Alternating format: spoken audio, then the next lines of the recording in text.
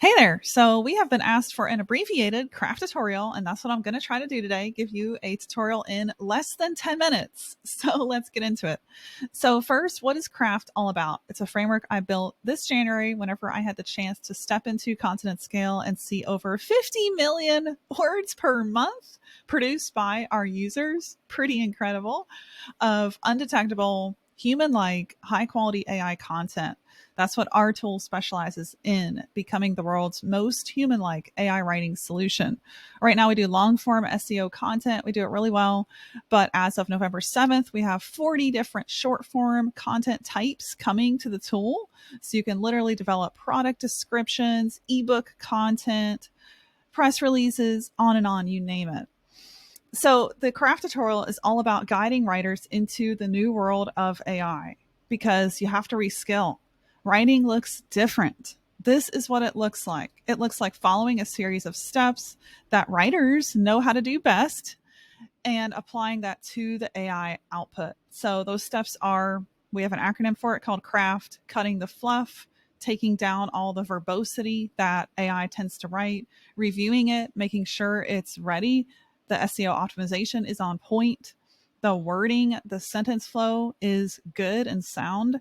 Adding images, bringing it to life with visuals, fact checking. AI is notorious for not having a source of truth. Our AI at Content at Scale is different because it does real-time research. The minute you click write content, it actually goes and looks at Google, breaks down the information there, and pulls in the best facts. And it links to those. So you have visibility where the facts actually come from. That's all automated in Content at Scale. And lastly, you want to trust build. This is a huge one. This is especially true for Google's EAT, which is their acronym that they look at whenever rating content and sending content to the top of Google. So Google's EAT acronym stands for experience, expertise, authoritativeness, and trust. You want to meet those benchmarks whenever you're writing and publishing content. If you don't, forget ranking. It won't happen. Trust building is all about that experience, baking that into your content. So I want to show you a piece of content that's ranking at the top of Google. It's kind of fluctuating, going up and down.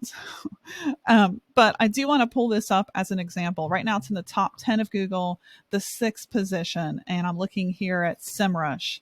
So it's ranking for the keyword how to report copyright infringement. And we actually wrote this with Content at Scale. So this was written by AI, but it was humanly edited following the C.R.A.F.T tutorial. So we went through this content and we made it beautiful. A few ways we did that. I'll just work through it. So what we do that's very heavy, especially on my blog, we go deep here, is we really bring in the facts, and we do it in two ways. We link to the fact that was mentioned. You can see it right here with the copyright link. And then we bring that fact to life with a picture, a screenshot, a graph, something that we pulled from that fact. So we're literally opening the source, we're screenshotting it, and then we're opening the screenshot and we're adding in highlights, which is very simple. A writer can learn how to do that literally 20 to 30 seconds. But this just brings it to life. This adds that extra touch. And that's what C.R.A.F.T, I almost said graph. That's what C.R.A.F.T is all about, right? It's bringing that touch to your content that really sets your content to that next level where people are like, whoa, okay, I see this brought to life. I now trust this publisher, right? We're not just citing a fact here. We're bringing it to life with that screenshot. That matters more than you know, right? I've studied blogging for 11 years, learned under some of the best. And whenever you go that extra mile, not just take a screenshot, but you actually highlight things, you circle things, we will insert arrows and point to things. That really just gives the reader something that is easy to consume. And again, that's what C.R.A.F.T framework is all about too.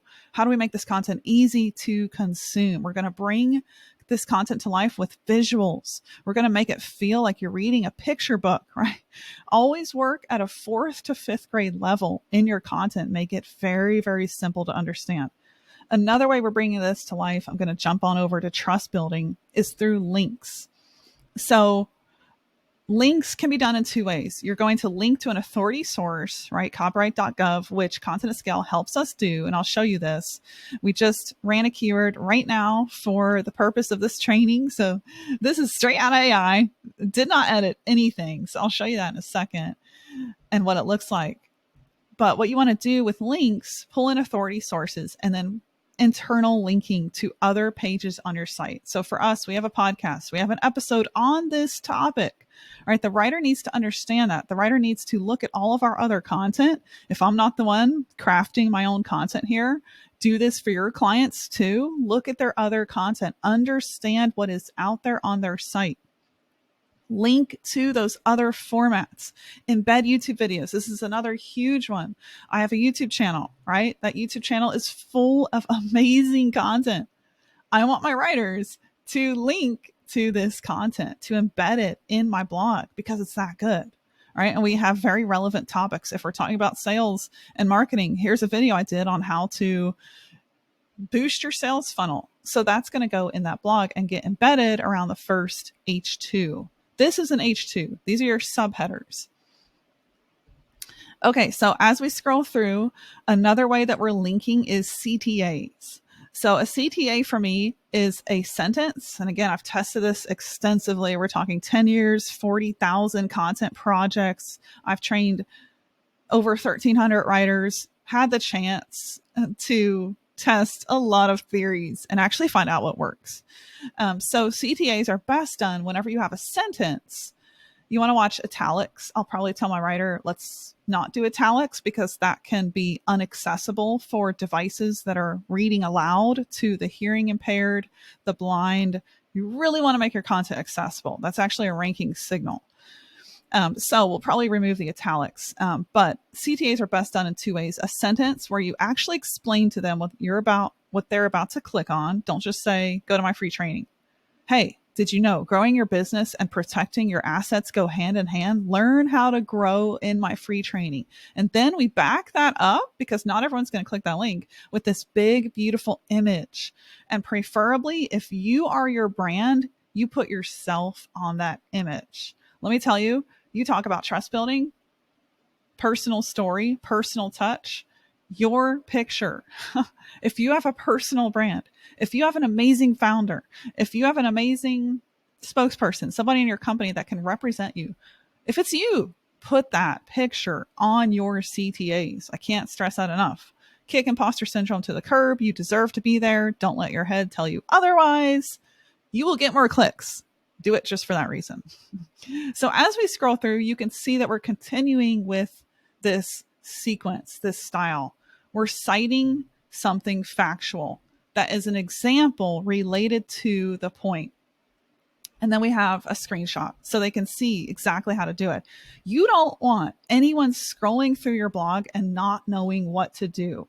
If you say, step number 3 is to report copyright infringement to the FBI. Well, you better tell me exactly how to do this. You better screenshot the form. Otherwise, it's not good content because it doesn't actually answer the question. If you treat every subheader like a question you need to answer, you can't go wrong. The biggest mistake that I see a lot of writers do is rabbit hole.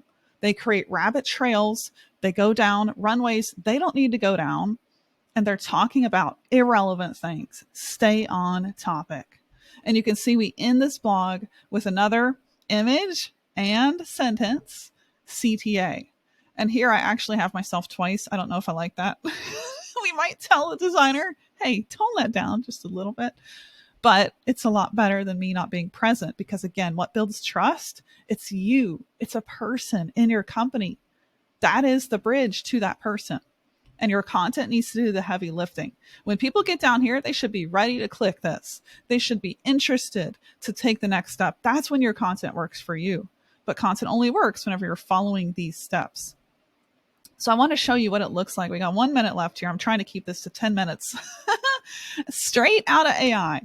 We actually have really good stuff here because we've trained the AI on our style, which we can do in the project settings of content at scale. We have all the subheaders written for us. We won't rabbit trail because content at scale actually did the research for us, and it's writing true SEO content that stays on topic. This is amazing. This is going to save me about 7 hours out of an 8-hour blog writing process. And now I just need to bring this to life. I might even go to Midjourney and generate an image of a business owner manifesting. And I might put that here. and I'm going to have to clean up, right? Like there's weird little things. Apply that framework and you can't go wrong. All right, we're going to stop this at 10 minutes.